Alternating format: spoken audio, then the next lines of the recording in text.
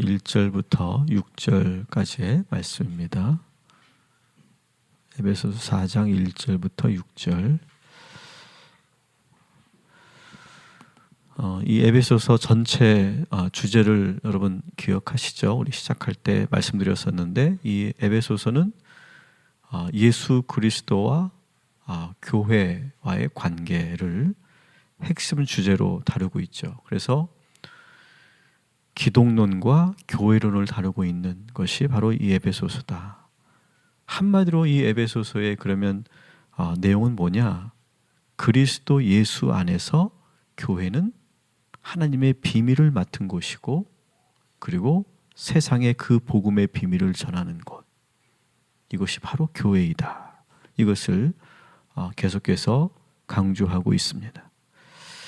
그리고 이 에베소서는 크게 두 구조를 보면 이 에베소서는 두 부분으로 나누어 있다, 이렇게 볼 수 있습니다. 1장부터 3장까지는 이런 교회론의 이론적인 설명을 하고 있다.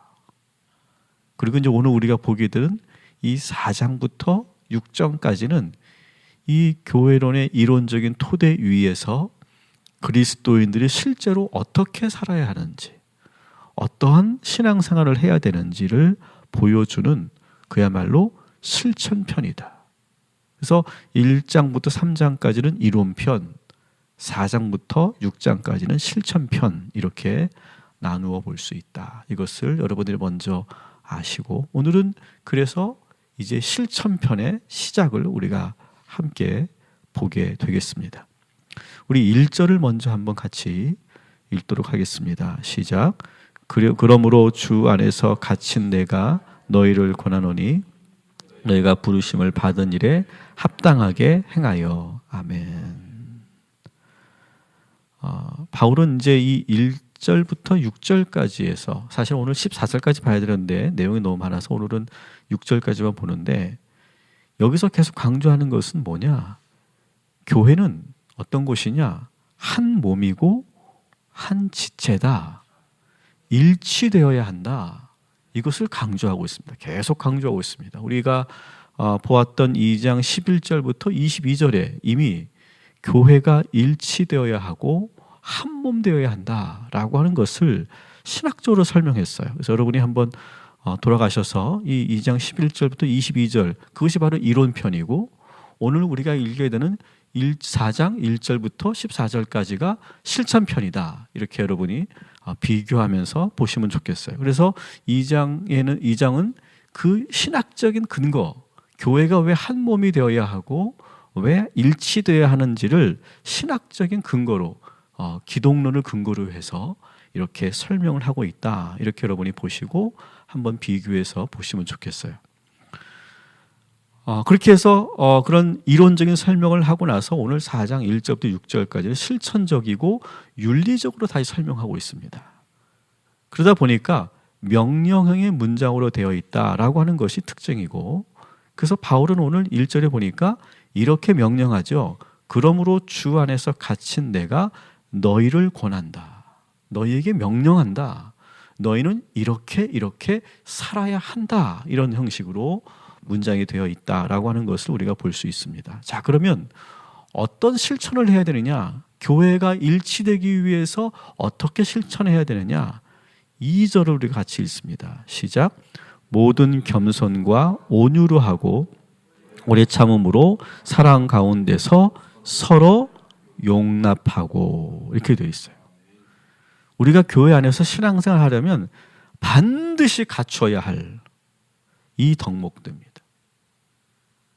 이것은 우리가 항상 교회에서 신앙생활하면서 반드시 갖춰야 할 교회의 일치를 위해서 늘 우리가 훈련해야 될 4가지 덕목. 첫 번째가 뭡니까? 겸손, 두 번째가 온유, 세 번째가 오래 참음, 네 번째가 사랑으로 용서. 이 4가지입니다. 근데 사실 이 말씀을 여러분 잘 보시면 결국 이것은 관계의 법칙인 거예요. 이것은 교회 안에서 교우들과 신앙생활할 때 꼭 있어야 될 거고, 교회 말고도 우리가 부부 생활에서도, 부부 관계에서도 이 4가지가 항상 있어야 되죠. 가족 간에서도 마찬가지고 친구 간에도 마찬가지고 스승과 제자 간에도 마찬가지고 모든 인간관계에서 항상 가지고 있어야 할 덕목들이죠. 한번 우리가 좀 더 자세히 우리가 들여다보면 이 겸손이라고 하는 것은 뭐냐? 이 겸손은 원어적으로 보면 이런 의미가 있어요. 기어가는, 낮추는, 천한, 노예처럼 이런 그 뜻이 여기에 담겨져 있어요. 사실은 그래서 이 겸손이라는 단어는 우리가 번역된 겸손은 상당히 긍정적으로 보이지만 원어로 본다면 이 겸손은 상당히 부정적인 뉘앙스입니다. 사실 이 말은 로마 시민들이나 헬라인들에게는 별로 탐탁치 않은 그런 말이에요. 이런 거거든요. 너희가 천한 노예처럼 자신을 낮추라. 이런 의미예요. 여러분, 보통 우리가 신을 믿고 종교를 믿는 이유는 뭐예요? 이 세상에 성공하고 승리하고 높은 자리에 오르기 위해서 종교를 갖는 것이 일반적인 상식이에요. 근데 기독교는 왜 믿느냐? 이렇게 천한 노예처럼 자신을 낮추기 위해서 믿는다. 그러니까 사실은 이 로마 시민들이나 헬라인들은 별로 매력적이지 못했을 거예요. 하지만 여러분, 초대교회의 이 겸손의 덕목, 이것이 결국 세상을 복음으로 물들게 했던 아주 강력한 힘이었다는 사실을 여러분 기억하시기 바랍니다. 그리스도인들은 어떤 사람들이냐? 세상에서 가장 낮은 사람들, 가장 천하게 보이는 사람들, 노예처럼 살았던 사람들, 그거예요. 그래서 사람들은 그리스도인들을 처음에 딱 봤을 때는 하찮게 보이고 약해 보였어요. 그런데 그 겸손함 속에 아주 강력한 능력이 있다는 사실을 뒤늦게 나중에 알게 되는 거예요. 여러분, 주변에 그런 사람이 있을 거예요. 정말 겸손한데 결국 그 겸손한 사람이 이길 때가 있어요. 바로 그런 걸 말하는 거죠. 여러분, 우리는 교회 안에서 반드시 겸손해야 할 줄 믿습니다. 교회 안에서는요, 절대 자신을 드러내지 말아야 돼요. 자기를 낮은 곳에 머물게 해야 돼요. 교회에서는 내가 가장 낮은 곳에 있으려고 해야 돼요. 야, 내가 장로인데, 내가 이 교회에 내가 몇 년을 다녔는데, 내가 나이가 몇 살인데, 그러면 자꾸 높은 곳에 오르려고 하면 그러면 문제가 생기는 거예요. 우리는 교회에 들어오는 순간 세상의 지위와 세상의 명예 다 벗어버리고, 그리고 가장 낮은 자세로 낮은 곳에, 천한 곳에 머무르려고 하는 노력, 그리고 성도 간에 서로가 그렇게 겸손함으로 만나야 할 줄 믿습니다. 교회라고 하는 것은 바로 그런 곳이다. 여러분, 오늘 하루도 그렇게 겸손하시고 교회 안에서 그렇게 겸손의 덕목을 우리가 쌓아가고 훈련하는 저와 여러분이 되기를 주님의 이름으로 축원합니다. 두 번째는 뭡니까? 온유예요. 온유. 이 온유는 그냥 단순히 무기력하거나 연약한 것을 말하지 않아요. 이 온유는 길들여진 거예요. 우리의 성품이 길들여졌어요. 훈련되어졌어요. 연단되어졌어요. 그래서 따뜻해지고 온순해진 상태예요. 그래서 자신의 내면을 잘 잠재우고 잘 견뎌내어서 상대방에게 화를 내지 않고 부드럽고 친절하게 대할 수 있는 능력. 이거는 훈련되어진, 이것은 고도의 그러한 연단이 있는 과정에서 만들어진 그런 성품이에요. 그냥 착하고 그냥 온순한 게 아니라는 거예요. 성질이 없어서 조용히 있는 것이 아니에요. 화낼 수도 있고 소리 지를 수도 있고 공격할 수도 있지만, 그만큼 감정을 충분히 느낄 수 있지만 그것이 잘 훈련되어져서 관계를 깨뜨리지 않고 차분히 문제를 해결해 갈 수 있는 능력, 이것이 오늘 말씀에서 나오는 온유예요. 사랑하는 성도 여러분, 우리들도 이렇게 주님이 길들이지 않았습니까? 우리의 마음을. 우리 다 한성질 하잖아요. 근데 주님이 길들여져서 우리가 야생마 같은 우리가 이렇게 온유해진 줄 믿습니다. 교회에서 보면 이런 경우가 있어요. 성품이 다듬어지지 않고 훈련되지 않은, 그래서 거칠고 날카로운 사람들이 있죠. 왜? 이제 막 들어오고 신앙생활하고 이런 연단과 훈련을 이제 교회에서 경험하지 않았기 때문에 그럴 수 있어요.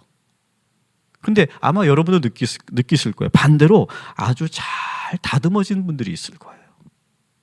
그걸 우리가 느낄 수 있죠. 야, 저분은 참 정말 그 성품이, 원래 성정은 저런 분이 아닌데 참 잘 다듬어졌구나. 그걸 느낄 수가 있어요.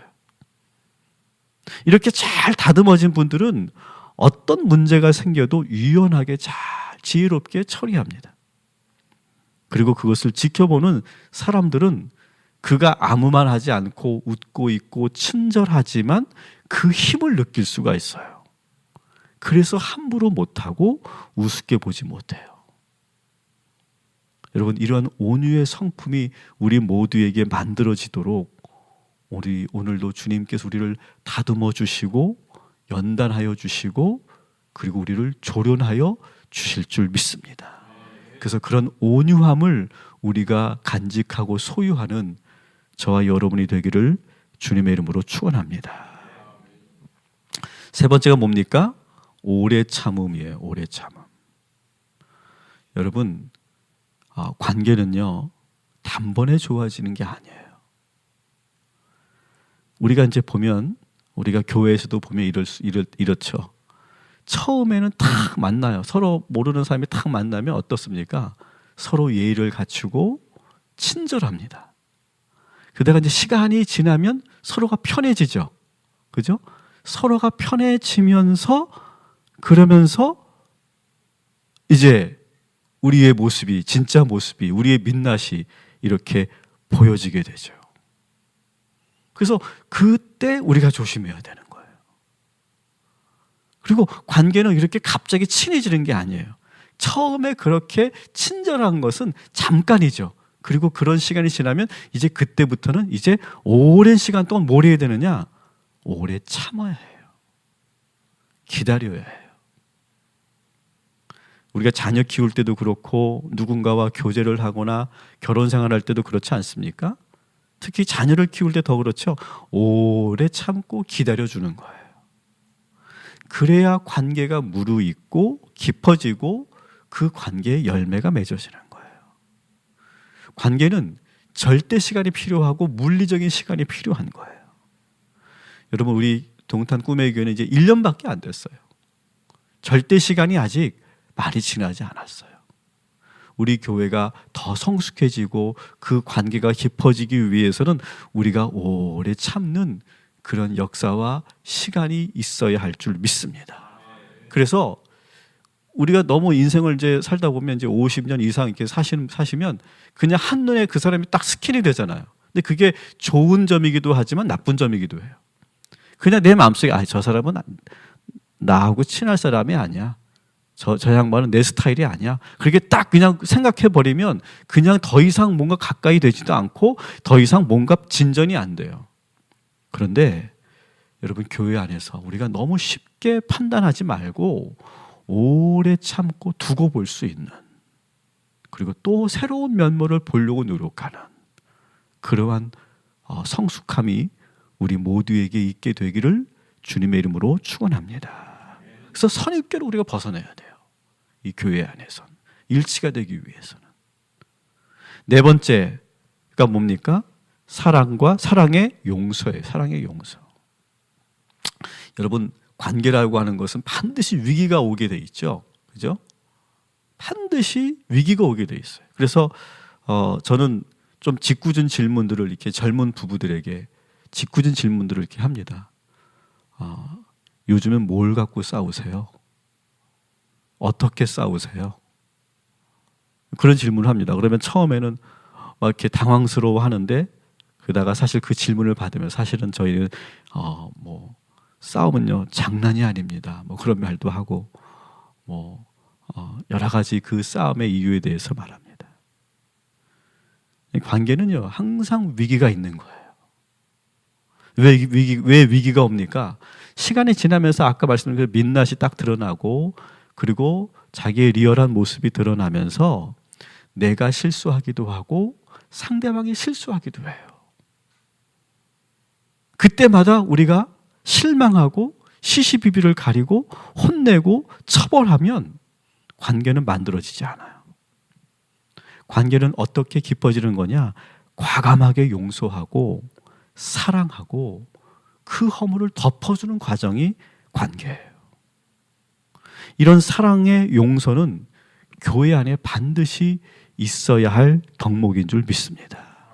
여러분, 우리가 신앙생활 하다 보면, 교회에 있다 보면 내 마음 같지 않고 내 마음에 안 들고, 그리고 하나가 되기가 참 어렵지 않습니까? 이게 참 어려운 거예요. 왠지 막 거슬리고, 그리고 막 화가 나고, 그리고 왜 저렇게 할까라고 하는 그런 실망이 들고 막 그렇게 돼요. 교회에 있다 보면. 그런데 그 모든 것을 내가 사랑으로, 그리스도의 사랑으로 용서하고 그 허물을 덮어주는 것, 이것이 우리가 교회 안에서 일치를 이루기 위한 신앙의 실천인 줄 믿습니다. 오늘 이 네 가지의 덕목을 여러분 잘 기억하시고, 그리고 그대로 행하시기를 주님의 이름으로 축원합니다. 우리 4절을 한번 더 보겠습니다. 4절 시작. 몸이 하나요 성령도 한 분이시니 이와 같이 너희가 부르심의 한 소망 안에서 부르심을 받았느니라. 아멘.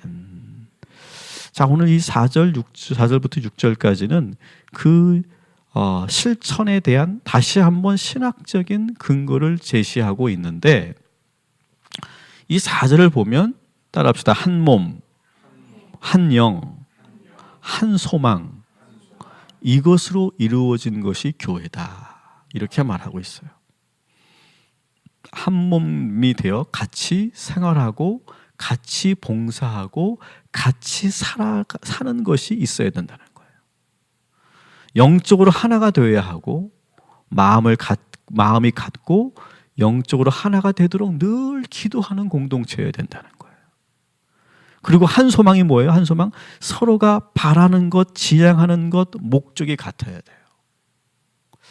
제가 이제 1주년을 이렇게 보내면서 저는 요즘에 생각이 참 많이 들고, 과연 우리 교회가 어떻게 가야 하는가라고 하는 것을 지금 놓고 기도를 많이 하고 있는데, 저는 한번 그런 시간을 가지려고 해요. 우리 나라의 그런 이 교회에 관련된 연구를 많이 하는 그런 신학자들을 몇 분을 초대해서 성경이 말하는 교회, 그리고 바람직한 그런 신학적인 그런 의미의 교회는 어떤 곳이냐, 어떤 교회여야 하느냐, 이런 강의를 우리 성도들과 함께 들으려고 해요. 그러면서 같이 앞으로 우리 동탄 꿈의 교회의 미래가 어떤 방향으로, 어떤 교회로 갈 것인가, 그것을 같이 만들어가는 시간을 저는 가지려고 내년에 준비하고 있습니다. 그래서 우리 교회가 한 소망으로, 한 방향으로 함께 가는, 그래서 누구든지 우리 교회는 이런 방향으로 가는 거야, 이런 목적을 가지고 우리는 간다 라고 하는 것을 모두가 하나로 묶어지는 그러한 시간을 가지려고 하는데, 여러분, 우리 교회가 바로 그러한 한 소망을 갖는 그런 교회가 되기를 주님의 이름으로 축원합니다. 5절을 함께 보겠습니다. 시작. 주도 한 분이시요 믿음도 하나요 세례도 하나요. 아멘. 여기서 한 주도 한 분이다 라고 하는 말은 뭐냐면, 여기서 주는 그리스도죠, 그죠? 그러니까 이 말은 이런 거예요. 교회는 그리스도 중심이어야 한다는 거예요. 어느 한 사도 중심이거나 교회 설립자 중심이 되어서는 안 된다는 거예요. 다시 말하면 사람이 주인이 되면 안 된다는 거예요. 이게 당연한 것 같죠? 하지만 많은 교회들이 이 당연한 이 사실을 망각해요. 그래서 사람 중심이 돼요. 설립자 중심이 돼요. 예수 그리스도가 주인으로 오직 한 믿음, 예수만 섬기는 그런 교회가 되어야 할 줄 믿습니다. 얼마 전에 우리나라에서 두 번째로 큰 교회일걸요, 아마 명성교회가 교회 세습 사건으로 뉴스에 보도가 됐습니다. 그리고 그 뒤로 우리 한국 교회가 변칙 세습을 하고 있는 그러한 유형을 자세하게 소개하는 그 뉴스를 제가 보면서 정말 얼굴이 화끈해지는 그런 경험을 했습니다. 근데 사실 저는 김상환 목사님의 말씀을 저는 이해를 합니다. 초대형 교회거든요. 10만 명이 모이는 교회예요. 이 초대형 교회의 후임자, 이건 아무나 뽑을 수 있는 게 아니에요. 뭐 이력서 내고 면접 좀 해가지고 이렇게 뽑을 수 있는 게 아니에요, 사실은. 아무나 할 수 있는 게 아니에요. 그러다 보니까 어쩌면 가장 안전한 방법, 이 후임자를 가장 안전하게 선택해서 그 교회가 가장 큰 무리 없이 갈 수 있는 방법을 택하다 보니까 아들에게 그 교회를 물려줄 수밖에 없게 된 거예요. 저는 그걸 충분히 이해해요. 이 대형 교회를 이끌어 간다는 건 그렇게 그냥 아무 목사님이나 하는 게 아니거든요. 분명히 이건 다르거든요. 근데 문제는 뭔지 아십니까? 문제는 그렇게 어떤 한 사람이 들어가야만 교회가 된다고 하는 것이 문제예요. 사람이 주인이 되는 거예요, 결국은요. 교회는 예수 그리스도 중심이어야 하는데 그 목사님이 아니면 교회가 안 될 정도로 규모가 커지고 그렇게 공동체가 길들여져 있는 것. 이것이 문제라는 거예요. 다시 말씀드립니다. 교회는 그리스도 중심의 교회가 되어야 할 줄 믿습니다. 그래서 저는 우리 동탄 꿈의 교회를 놓고 기도할 때 그런 기도를 해야 되고 저는 항상 잊지 않으려고 하는 것이 이 교회가 김석혁 목사가 아니면 안 되는 교회, 그런 교회가 되면 안 된다. 예수님이 주도하시고 그리스도 중심의 교회가 되어야 한다. 그래서 은퇴할 때 누군가가 목사님이 아니면 저희 교회는 절대 안 됩니다. 목사님의 아드님이라도 이렇게 두셔야지 이렇게 큰 교회를 아무 목사님이 오셔서 이거 목회하면 큰일 납니다. 이러한 이야기를 들으면 저는 목회를 잘못한 거라고 생각해요. 그리스도 중심. 그래서 정말 주님이 이끌어가는 교회가 될 수 있도록 저도 노력하고 우리 모두가 노력해서 그러려면 저는 그렇게 막 메가처치 막 몇만 명, 몇십만 명이 모이는 교회, 저는 그런 바람직하지 않다고 생각해요. 우리 꿈의 교회 김학주 목사님이 이렇게 교회를 분립시켜 주듯이 우리 교회도 어느 시점이 되면 우리 몸집을 불려가는 것이 아니라 나누고 그리고 분리하고 규모를 너무 크게 만들지 않고 스스로 자신의 그런 세포를 잘라내고 분열시키는 계속 그런 일을 해서 곳곳에 이 많은 도시에 많은 그런 선교지에 그런 새로운 건강한 교회들이 세워져 가는 운동, 이것이 또한 우리 교회가 감당해야 될 그러한 사명인 줄 믿습니다. 우리 교회는 그런 사명에 의해 세워진 교회죠. 그래서 우리 교회는 한마디로 말하면 선교적 교회가 돼야 돼요. 그런 선교적 교회를 감당할 수 있도록 여러분 그렇게 비전을 함께 가져주시고 그리고 함께 기도해 주시고 노력해 주시기를 주님의 이름으로 축원합니다. 기도하겠습니다. 하나님, 교회는 일치하는 곳입니다. 일치가 없으면 이미 교회가 아닙니다. 그러나 이 일치가 쉽지 않습니다. 그렇기 때문에 우리는 훈련되어야 하고, 그리고 몸부림쳐야 하고, 뼈를 깎는 그 온유의 연단이 있어야 할 줄 믿습니다. 자기를 쳐서 복종하듯이 늘 겸손하게 하시고, 그리고 사랑으로 오래 참고 그 허물을 덮어주는 그러한 우리 교회가 되게 하여 주시옵소서. 우리 교회는 그리스도 중심의 교회가 되어야 할 줄 믿습니다. 사람이 중심이 되지 않도록 주여 인도하여 주시옵시고, 김석형 목사가 없으면 안 되는 교회가 아니라 정말 예수님이 이끌어 가시는 그런 교회 되게 하시고, 그리고 우리 모두는 그 그리스도가 이끄시는 대로 우리가 순종하며 나아가는 그런 교회가 되게 하시며, 한 소망을 가지고 한 방향을 위해서 달려가는 우리 동탄 꿈의 교회가 되게 하여 주시옵소서. 하나님, 우리의 한 몸이고 한 지체인 우리 희강이를 위해서 기도합니다.